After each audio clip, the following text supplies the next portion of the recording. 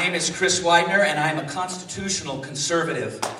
I believe that America's gotten away from the Constitution. We've gotten away from our 10th Amendment rights to dictate the direction of our states because the federal government has overreached their boundaries. I'm running for the United States Senate because I love our country. I am born and raised around Washington State. I'm 43 years old. I've lived 39 years in Washington State, all but 4 years. One of those years I met my wife, Lisa, who's here with me somewhere beyond the lights. We have 4 great children.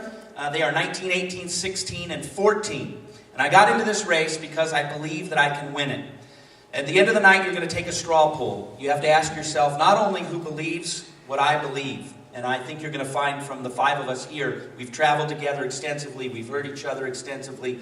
We are all conservatives who believe in getting back to the foundation of our country, the Constitution. But the question you have to ask yourself is not only who would I vote for, but who would my neighbor vote for? Who would the suburbs of King County vote for? Who would the people of this state vote for to put a conservative into the United States Senate? You can find out more information about what we believe. Obviously, you're going to hear tonight. We have short little clips, but chriswidener.org, you have that as well. And then yesterday, we started a website called notpatty.com. And it got national exposure, Washington Post, Politico, all over, because we just simply ask repeated questions, all of which the answers are not Patty. Who's going to defend the life of the unborn? Not Patty. Who's going to defend the Constitution of the United States of America? Not Patty. Who's going to defend the 10th Amendment for Washington State? Not Patty. Who's going to defend your Second Amendment rights? Not Patty. You know, a question was asked of my son once. We were down at the 10th Amendment rally on the state capitol steps, and someone came up to my son and said, "What does your dad think of semi-automatic assault rifles?" And my son looked at him and said, "Well, he's got one in the closet." So, okay, I was looking at the clock there. I'm 9 seconds over. Anyway, you'll get to hear more from us in a little bit. Thanks. Good evening. It's nice to see you all here. I want you to ask yourselves, when you joined the fellowship of the limited government fiscally responsible conservatives, because we all had a time and a place where we decided that we were going to follow down that road. And I want to tell you about the time that really set the tone for my life.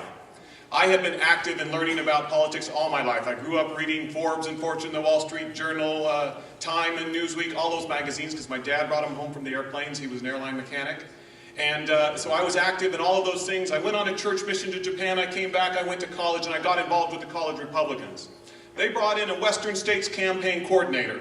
And during that meeting, that coordinator taught us how to run campaigns, all the logistics, all the TV, all the press, everything that went with it. And at the end, she said, "Are there any questions?" And I waited, and I listened to several of the questions. And finally, I raised my hand, and I said, "I have a question. How do you find good, wise, and honest people, like these guys, to run for office?" And she said, "Oh, that doesn't matter. All that matters is that there are more of us than there are of them."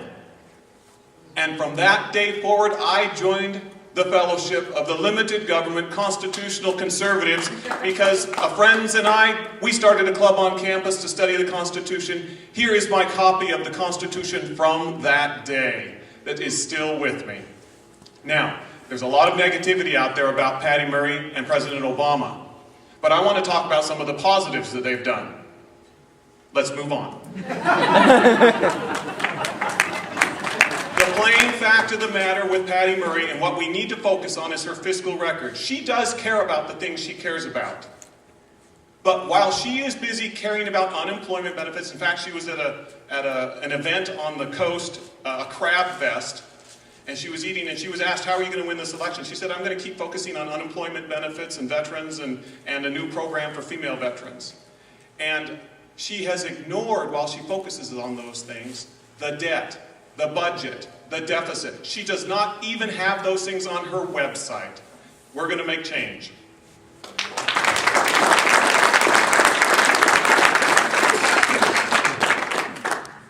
Okay, and we have Craig Eggleston here to give an opening statement for Sean Salazar.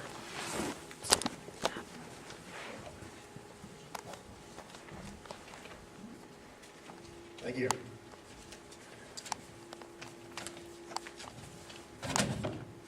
Good afternoon, my neighbors here of Spokane.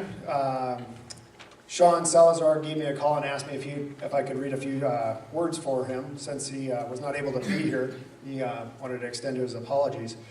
But he wanted to introduce himself a little bit, to take a moment to tell you how he believes that he can be one of the best candidates for U.S. Senate. He grew up in the inner city of Seattle, and he's the oldest child of a single mother, living in an interracial family. He watched his mom struggle, making ends meet, and most of the families around him were on welfare. There were no dads around. He knew that something was wrong in his neighborhood, and when he witnessed for himself that the minority kids and that school cheered when President Reagan was actually shot, he couldn't believe it. As I heard him personally tell this story, it kind of reminded me of the time when, you know, the World Trade Centers were hit and other people were cheering in the streets. Kind of personally ticked me off. But his grandparents, who survived the Great Depression of World War II, influenced him with their conservative values and their insights. When he went into the Navy after high school, he toured through the Pacific and the Middle East. Now he has a lovely daughter, and as he says, you know, has him wrapped around, she has him wrapped around his little finger. His wife, Jasmine, is also a military veteran, and he is a successful businessman in Edmonds as a chiropractic in sports medicine. In 2008, he was, as he says, he was hit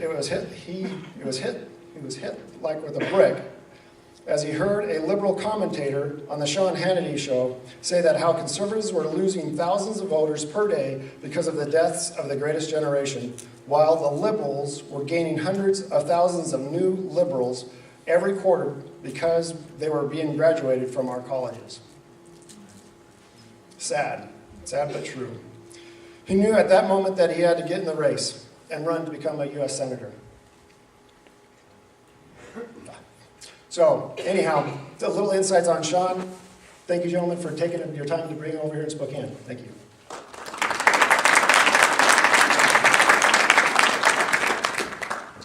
Okay, now we're going to move on to the questions from our panel. So, Josh, Tiffany, take it away. I'm sorry, Nina. 1.5.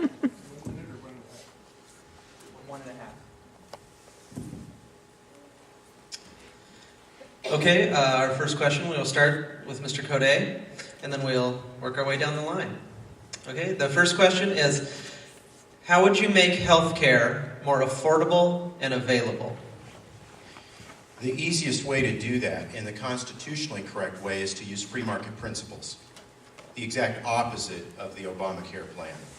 We need to get government out and let the free market do what it will do naturally to lower prices. The first thing we have to do, practically speaking, unfortunately, is to actually kill Obamacare. I mean, put a stake through its heart. It's rotten to the core. It's not a matter of tweaking it. It needs to be killed and thrown on the, junkyard of history.